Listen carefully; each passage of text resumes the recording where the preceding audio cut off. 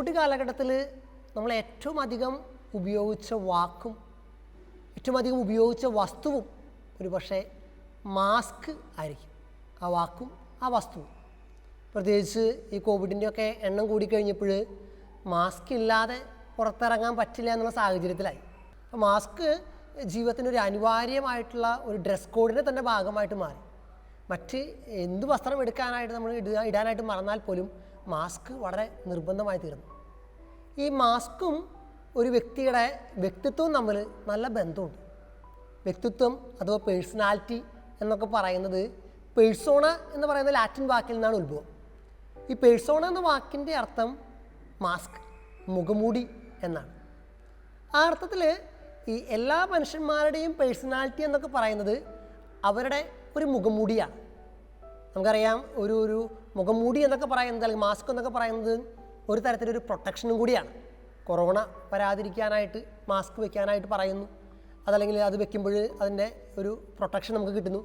അതുമാത്രമല്ല, ഡോക്ടേഴ്സൊക്കെ പറയുന്നത് ഈ മാസ്ക് വെക്കുന്ന ഒരു കൾച്ചർ ആരംഭിച്ചു കഴിഞ്ഞപ്പോൾ മറ്റ് പല രോഗങ്ങളും വരാതിരിക്കാനായിട്ടുള്ളൊരു സാധ്യതയായി എന്നാണ്. കാരണം അത് അതിൽ തന്നെ ഒരു പ്രൊട്ടക്ഷനാണ്. സത്യത്തിൽ നമ്മുടെ ഈ പേഴ്സണാലിറ്റി എന്നൊക്കെ പറയുന്നതും ഒരു പ്രൊട്ടക്ഷനാണ്. നമ്മൾ ഓരോ സാഹചര്യത്തിൽ ഓരോ സമയമനുസരിച്ച് ഓരോരോ മുഖംമൂടികൾ ഇട്ട് ധരിക്കുകയാണ്. അതാണ് നമ്മുടെ പേഴ്സണാലിറ്റി എന്നൊക്കെ പറയുന്നത്. ഈ അടുത്ത കാലത്ത് കണ്ട ഒരു കാർട്ടൂൺ ചിത്രം ഇങ്ങനെയാണ്. ഒരു ചേട്ടൻ പുറത്തേക്ക് മാസ്ക് വെച്ച് ഇറങ്ങുന്നു, പുറകിൽ കൂടെ ചേട്ടത്തി ഓടി വരികയാണ്. എന്നിട്ട് പറയാണ്, ദേ മനുഷ്യ, വെച്ചേക്കണം മാസ്ക് മാറിപ്പോയിട്ടുണ്ട്, നിങ്ങൾ പോകുന്നത് മരണ വീട്ടിലേക്കാണ്. ഇപ്പോൾ സ്മൈലിയുടെ മാസ്കാണ് വെച്ചിരിക്കുന്നത്, സ്മൈലി ചിരിച്ചിരിക്കണ മാസ്ക്. പെട്ടെന്ന് അങ്ങനെ ഈ ചേട്ടന് ഈ സ്മൈലി മാറ്റി ഗ്ലൂമി ആയിട്ടുള്ള ഒരു മാസ്ക് കൊടുക്കുകയാണ്. എന്ന് പറഞ്ഞാൽ ഓരോ സാഹചര്യത്തിലും ഓരോ തരത്തിലുള്ള മുഖംമൂടി ഇടണമെന്ന് ധരിക്കണമെന്ന് നമ്മൾ ആഗ്രഹിക്കുന്നു. അതേപോലെ തന്നെ ഓരോ സാഹചര്യത്തിലും അതിനനുയോജ്യമായിട്ടുള്ള ഒരു പേഴ്സണാലിറ്റി കീപ്പ് ചെയ്യണമെന്ന് നമ്മൾ ആഗ്രഹിക്കുന്നു.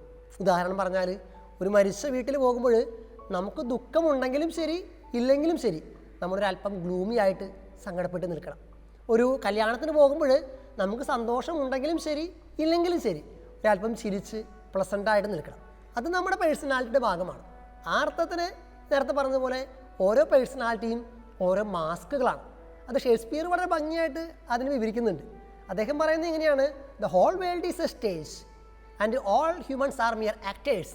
ദേ have their exist and their entrance and each man play many roles in his own time. അതായത് എല്ലാ മനുഷ്യന്മാരും, ഈ ലോകം എന്ന് പറയുന്നത് ഒരു നാടകവേദിയാണ്, ഒരു സ്റ്റേജാണ്. എല്ലാ മനുഷ്യന്മാരും മിയർ ആക്ടേഴ്സാണ്, അതിൽ അഭിനേതാക്കളാണ്. അവർക്ക് അവരുടേതായിട്ടുള്ളൊരു എൻട്രൻസും ഉണ്ട്, എക്സിറ്റും ഉണ്ട്. ഒരേ മനുഷ്യൻ തന്നെ പല റോളുകൾ ഒരുമിച്ച് അഭിനയിച്ചുകൊണ്ടിരിക്കുകയാണ് ഈ ലോകമാകുന്ന ഈ തട്ടകത്തിൽ, സ്റ്റേജിൽ നിന്നാണ്. അപ്പോൾ അതാണ് നമ്മളൊക്കെ ഈ പേഴ്സണാലിറ്റി എന്നൊക്കെ പറയുമ്പോൾ, മാസ്ക് എന്നൊക്കെ പറയുന്നത്. ഞാനൊരാൾ തന്നെ പല റോളുകൾ അഭിനയിച്ചിരിക്കുകയാണ്. ഒരു പുരുഷനെക്കുറിച്ച് പറയുകയാണെങ്കിൽ അവൻ അപ്പൻ്റെ റോൾ അഭിനയിക്കുന്നു, ഒരുപക്ഷെ അവനൊരു മകൻ്റെ റോള് അഭിനയിക്കുന്നു, അവനൊരു ഭർത്താവിൻ്റെ റോള് അഭിനയിക്കുന്നു, അവനൊരു കൂട്ടുകാരൻ്റെ റോള് അഭിനയിക്കുന്നു, അവനൊരു സഹോദരൻ്റെ റോള് അഭിനയിക്കുന്നു എന്നൊക്കെയാണ്.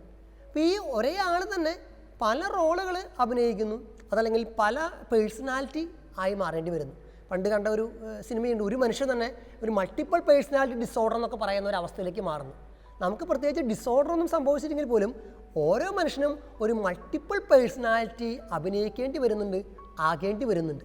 അത് നമ്മുടെ കാലഘട്ടത്തിൻ്റെ ഒരു പ്രത്യേകതയാണ്. ഞാനൊരു മാസ്ക് ധരിക്കുമ്പോൾ എൻ്റെ സ്വത്വബോധം, എൻ്റെ തനതായിട്ടുള്ള വ്യക്തിത്വമാണോ ഞാൻ പുറകെ കാണിക്കുന്നത്, അതോ ഇതൊരു മുഖംമൂടിയാണോ, ഒരു പേഴ്സോണയാണോ എന്നുള്ളത് ചിന്തിക്കുന്നതാണ്. അപ്പോൾ ആ ഒരർത്ഥത്തിൽ ചിന്തിക്കുമ്പോൾ രണ്ട് ഫിലോസോഫിക്കൽ ടേമുകൾ നമ്മളൊന്ന് ചിന്തിക്കുന്ന നല്ലതാണ്. ഒന്ന് ബീയിങ് ആണ്, ഒന്ന് ഡൂയിങ് ആണ്. ഡൂയിങ് എന്നൊക്കെ പറയുന്നത് നമ്മൾ ഈ പുറമേ കാണിക്കുന്ന, നേരത്തെ പറഞ്ഞ പോലെ മാസ്ക്, മുഖംമൂടി എന്നൊക്കെ പറയുന്ന കുറേ ആക്ടിവിറ്റീസാണ്. ഞാൻ അത് ചെയ്യുന്നു, ഞാനിത് ചെയ്യുന്നു, ഞാൻ അങ്ങനെ ചെയ്യുന്നു എന്നൊക്കെയുള്ളതാണ്. പക്ഷേ എൻ്റെ ബീയിങ് എന്ന് പറയുന്നത് അതിൻ്റെ ഉള്ളിലുള്ള എൻ്റെ സ്വത്വബോധമാണ്, എൻ്റെ ഒറിജിനാലിറ്റിയാണ്. ചിത്രത്തിൽ ഈ അടുത്ത കാലത്ത് വളരെ ഫേമസ് ആയിട്ടൊരു ചിത്രമുണ്ടായിരുന്നു, ജോജി എന്ന് പറയുന്നത്. അതിലെ നായകൻ സ്വന്തം അപ്പനെ കൊന്നു കഴിഞ്ഞിട്ട് അദ്ദേഹത്തിൻ്റെ ഒരു ശവമഞ്ചത്തിൻ്റെ കീഴിലിരിക്കാനായിട്ട് വീട്ടുകാരെ നിർബന്ധിക്കുമ്പോൾ സഹോദരി പറയുന്നുണ്ട്, ജോജി നീ മാസ്ക് വെച്ച് ഇരുന്നോളോ, ചിത്രത്തിൻ്റെ കാര്യം ഇതാണ് ഉദ്ദേശിക്കുന്നത്. നമ്മൾ ചെയ്യുന്ന തെറ്റിനെ മൂടി വയ്ക്കാനായിട്ടുള്ള ഒരു കവചമായിട്ട് എൻ്റെ പേഴ്സണാലിറ്റി, എൻ്റെ മാസ്ക് മാറുന്നുണ്ട്, ഞാൻ ഡൂയിങ്ങുകൾ മാറുന്നുണ്ട്. പക്ഷെ ബീയിങ് ആകട്ടെ ഞാൻ വളരെ വ്യത്യസ്തമായിട്ടുള്ള ആളാണ്. എങ്ങനെയാണ് ഈ ഡൂയിങ്ങും ഈ ബീയിങ്ങും തമ്മിൽ തിരിച്ചറിയാം? നമുക്ക് കുഞ്ഞു കുട്ടിയായിരുന്നപ്പോഴൊക്കെ നമ്മൾ ചെയ്യുന്നൊരു കൊച്ചു കാര്യം ഒരു ഹോംവർക്കായിട്ട് കണക്കാക്കിയാൽ മതി. അതായത് അമ്മയെക്കുറിച്ചൊക്കെ നമ്മൾ എഴുതാൻ പറയുമ്പോൾ, കുഞ്ഞു കുട്ടിയായിരിക്കുമ്പോൾ നമുക്ക് എഴുതാനായിട്ട് പറയും സാധാരണ അമ്മ രാവിലെ എണീക്കുന്നു, ഭക്ഷണം പാകം ചെയ്യുന്നു, അമ്മ കുഞ്ഞിനെ കുളിപ്പിക്കുന്നു, വീട് അടിച്ചു വാരുന്നു എന്നൊക്കെ പറയുന്ന കാര്യങ്ങളാണ് നമ്മൾ സാധാരണ എഴുതി വയ്ക്കുക. എന്ന് പറഞ്ഞാൽ അതൊക്കെ അമ്മ ചെയ്യുന്ന ഡൂയിങ്ങുകളാണ്, അമ്മ ചെയ്യുന്ന പ്രവർത്തികളാണ്. പക്ഷെ ഇപ്പോൾ ഒരു മുതിർന്ന ആളായിട്ട് കാണുമ്പോൾ നമുക്ക് മനസ്സിലാകും, അമ്മ എന്ന് പറയുമ്പോൾ അല്ലെങ്കിൽ അമ്മയെക്കുറിച്ച് എഴുതാനായിട്ട് പറയുമ്പോൾ ഈ പറഞ്ഞതൊക്കെയാണോ അമ്മ? അല്ല, അതിനപ്പുറം മറ്റെന്തോ ആണ് അമ്മ എന്നുള്ള തിരിച്ചറിവിലേക്ക് നമ്മളുണ്ടാകുന്നത്. അതാണ് ഈ ബീയിങ്. അമ്മ എന്ന് പറയുന്നത് വെറും ഡൂയിങ്ങിൽ മാത്രം ഒതുങ്ങുന്നതല്ല, അതിനപ്പുറം മറ്റോ എന്തോ ഉണ്ട്. അപ്പോൾ എൻ്റെ സ്വത്വബോധവും എൻ്റെ ഒരു ബീയിങ്ങും കണ്ടെത്തുക എന്നുള്ളത് വളരെ പ്രധാനപ്പെട്ട കാര്യമാണ്. ജർമ്മൻ തത്വചിന്തകനായിട്ടുള്ള കാഫ്കയുടെ മെറ്റഫോർസിസ് എന്ന് പറയുന്ന ഒരു നോവലുണ്ട്. വളരെ ഭംഗിയായിട്ട് ഒരു മനുഷ്യൻ്റെ ഈ ബീയിങ്ങും ഡൂയിങ്ങും അതിൽ അവതരിപ്പിക്കുന്നുണ്ട് കാഫ്ക. അദ്ദേഹം പറയുന്ന കഥ ഇതാണ്. മെറ്റഫോർസിസ് എന്നൊക്കെ പറഞ്ഞതിൻ്റെ അർത്ഥം തന്നെ ഒരു രൂപാന്തരീകരണം എന്നൊക്കെ പറയാൻ വേണമെങ്കിൽ 4 വരികളിൽ ആ കഥ മൊത്തം ഒതുക്കാവുന്നതാണ്. അങ്ങനെ ഇരിക്കെ ഒരു ദിവസം അയാൾ പാറ്റയായി മാറി. അന്നു മുതൽ അയാൾ അവർക്ക് ശല്യമായി തുടങ്ങി. അയാളെ അവർ അത് എന്ന് വിളിക്കാൻ തുടങ്ങി. അയാൾ ചത്തപ്പോൾ ആശ്വാസവുമായി. അതാണ് കാഫ്ക എഴുതി വയ്ക്കുന്ന മെറ്റഫോർസിസ് എന്ന് പറഞ്ഞാൽ. ഗ്രിഗറി സാംസ് എന്ന് പറയുന്ന ഒരു വലിയ ഒരു ചെറുപ്പക്കാരൻ, ഒരു പ്രായപൂർത്തിയായിട്ടുള്ള ഒരു യുവാവ്, അദ്ദേഹം വീടിന് വേണ്ടി ഒരുപാട് അധ്വാനിക്കുകയാണ്, കഷ്ടപ്പെടുകയാണ്.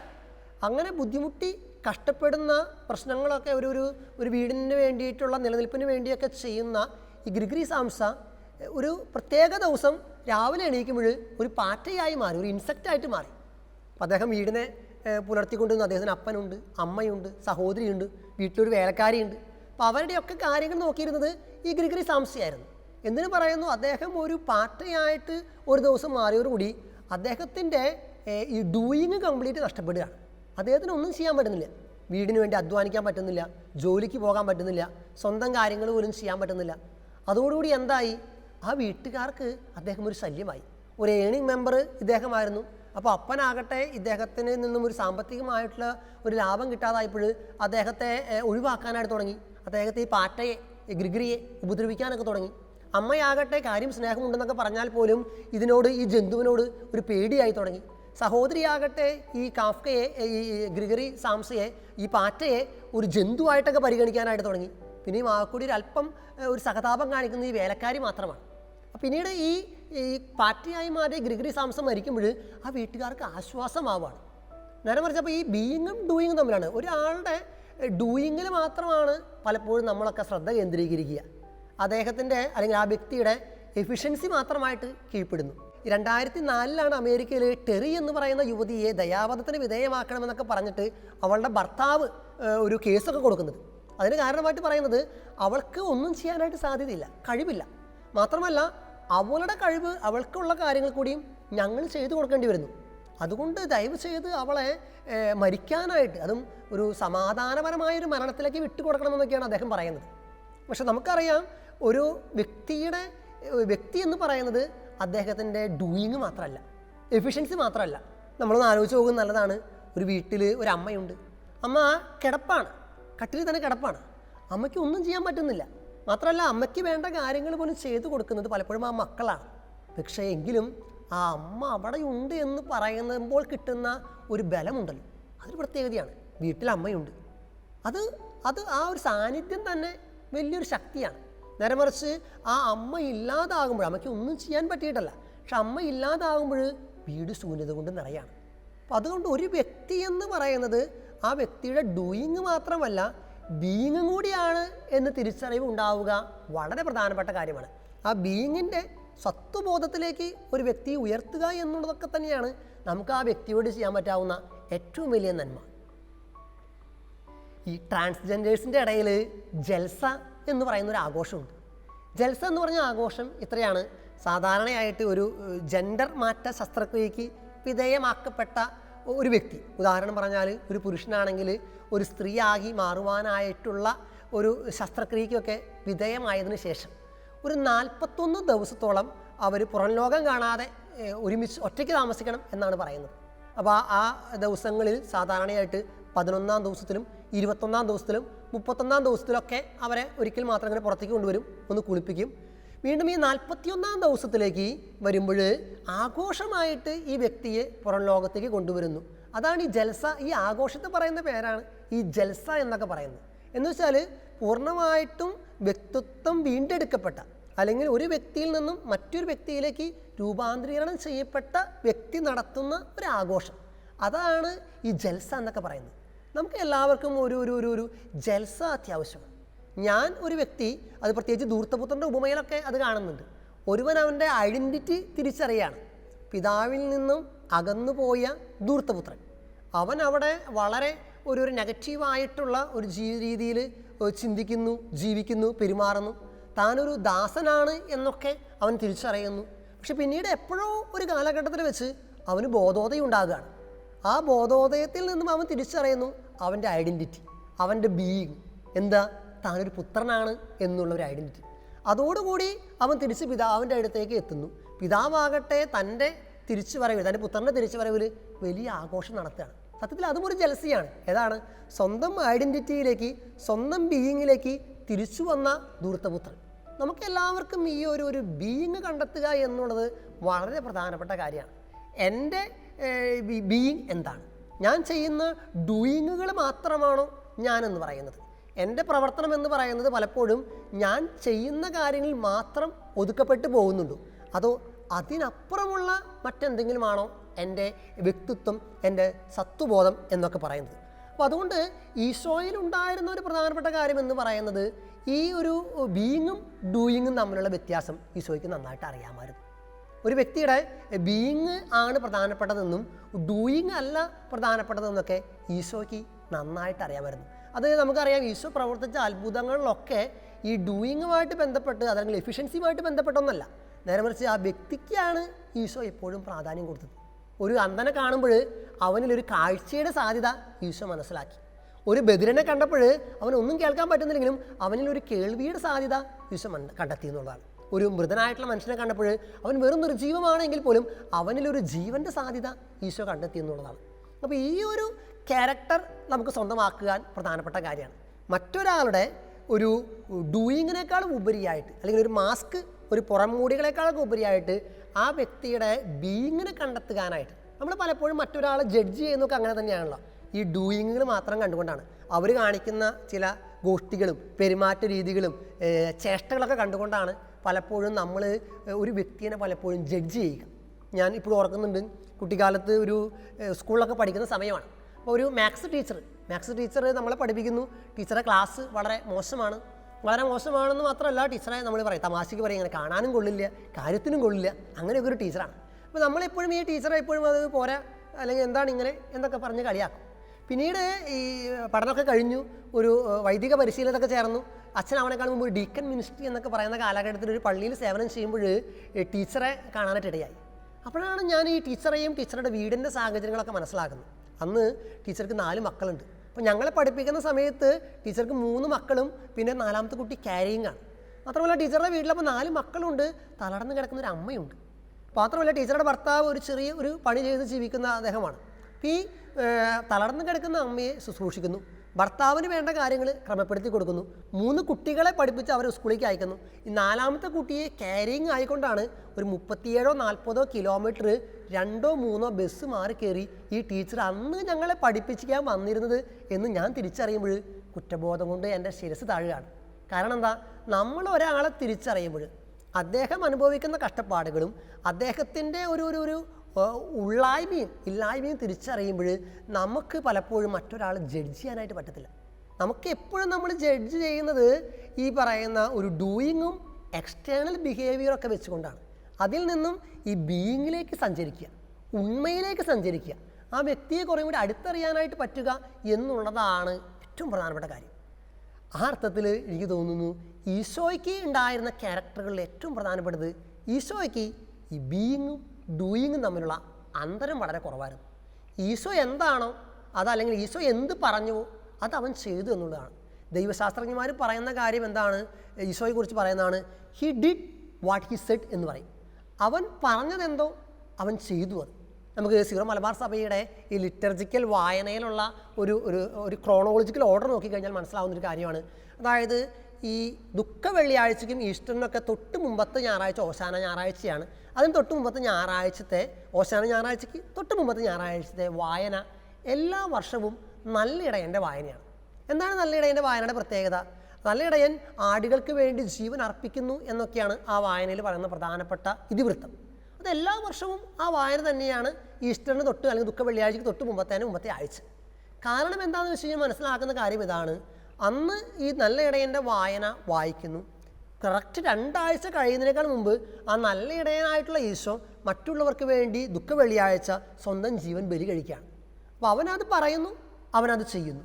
അതാണ് ഈശോയുടെ പ്രത്യേകത. അവൻ എന്തു പറഞ്ഞുവോ അത് അവൻ ചെയ്തു എന്നുള്ളതാണ്. ഈ ഡൂയിങ്ങും ബീയിങ്ങും തമ്മിലുള്ള അന്തരമൊക്കെ കുറയുന്നു എന്ന് പറയുന്നതിൻ്റെ കാരണം അതാണ്. നമുക്ക് പലപ്പോഴും ഈ ഡൂയിങ്ങിലേക്കും ബീയിങ്ങിലേക്കും രണ്ടും 2 എക്സ്ട്രീമായിട്ട് പറയുന്നു. നമ്മൾ പറയുന്നതല്ല നമ്മൾ ചെയ്യുന്നത്.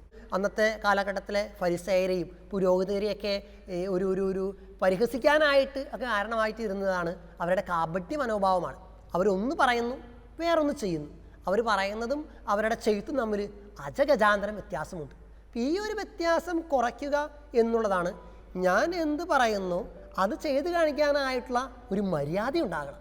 അതല്ല എനിക്ക് ഞാൻ പറയുന്ന കാര്യങ്ങൾ ചെയ്ത് കാണിക്കാൻ ഒരു മാതൃക ഉണ്ടാകണം. അതല്ല എനിക്ക് ചെയ്യാൻ പറ്റാത്ത കാര്യങ്ങൾ പറയാതിരിക്കാനായിട്ടുള്ള ഒരു മര്യാദയെങ്കിലും കാണിക്കണം. അത് വളരെ പ്രധാനപ്പെട്ട കാര്യമാണ്. പറഞ്ഞു വന്ന കാര്യങ്ങളെ കുറച്ചും കൂടിയൊക്കെ ഒന്ന് സംഗ്രഹിക്കാമെന്ന് വിചാരിക്കുകയാണ്. നമ്മളെപ്പോഴും ഒരു മാസ്ക് ഒരു പേഴ്സണാലിറ്റിയുടെ ഭാഗമായിട്ട് മാറിപ്പോകുന്നുണ്ട്. മാസ്ക് എന്ന് പറഞ്ഞാൽ, പേഴ്സണാലിറ്റി എന്ന് പറഞ്ഞാൽ ഒരു മുഖംമൂടിയാണ്. നമ്മൾ അറിഞ്ഞോ അറിയാതെയോ ഈ മുഖം മൂടി നമ്മുടെ ക്യാരക്ടറിൽ, നമ്മുടെ സ്വഭാവ രീതികളിൽ, നമ്മുടെ പെരുമാറ്റങ്ങളിലൊക്കെ വന്നു പോകുന്നുണ്ട്. അത് പലപ്പോഴും ഈ ബീയിങ്ങും ഡൂയിങ്ങും തമ്മിലുള്ള വ്യത്യാസം അറിയാത്തത് കൊണ്ട് പറ്റുന്നൊരു കാര്യമാണ്. ഞാനെപ്പോഴും എൻ്റെ ശ്രദ്ധ എപ്പോഴും എൻ്റെ ഈ ഡൂയിങ്ങിൽ മാത്രമായിട്ട് പോകുന്നു. ഞാൻ പ്രവർത്തിക്കുന്ന കാര്യങ്ങളിൽ മാത്രമായിട്ട് പോകുന്നു. എൻ്റെ പറച്ചിലുകളിൽ മാത്രമായിട്ട് പോകുന്നു. നേരെ മറിച്ച് എൻ്റെ ബീയിങ്, എൻ്റെ ഉന്മ എനിക്ക് പലപ്പോഴും മനസ്സിലാക്കാതെ പോകുന്നു. ഇതേ കാര്യം തന്നെ മറ്റൊരാളുടെ കാര്യത്തിൽ വരുമ്പോൾ സംഭവിക്കുന്നു. ഞാൻ മറ്റൊരാളെ വിധിക്കുന്നത് അവൻ്റെ എക്സ്റ്റേണൽ അപ്പിയറൻസ്, അവൻ്റെ ഡൂയിങ്ങുകൾ കണ്ടുകൊണ്ട് മാത്രമാണ്, അവൻ്റെ മുഖംമൂടികൾ കണ്ടുകൊണ്ട് മാത്രമാണ്. നേരെ മറിച്ച് കുറേയും കൂടി അവൻ്റെ ഉള്ളിലേക്ക് ഇറങ്ങി ചെല്ലാനായിട്ട്, അവൻ്റെ ബീയിങ്ങിനെ കാണാനായിട്ട്, അവൻ്റെ ഉണ്മയെ തിരിച്ചറിയാനായിട്ട് പറ്റുക എന്നുള്ളത് പ്രധാനപ്പെട്ടതാണ്. ആ അർത്ഥത്തിൽ ഈശോ 2 കാര്യങ്ങളും വിജയിച്ച മനുഷ്യനാണ്. ഒന്ന്, അവൻ മറ്റൊരാളെ ജഡ്ജ് ചെയ്തത് വെറും ഡൂയിങ്ങിൻ്റെ വെളിച്ചത്തിലല്ല, മറിച്ച് ബീയിങ്ങിൻ്റെ വെളിച്ചത്തിലാണ്.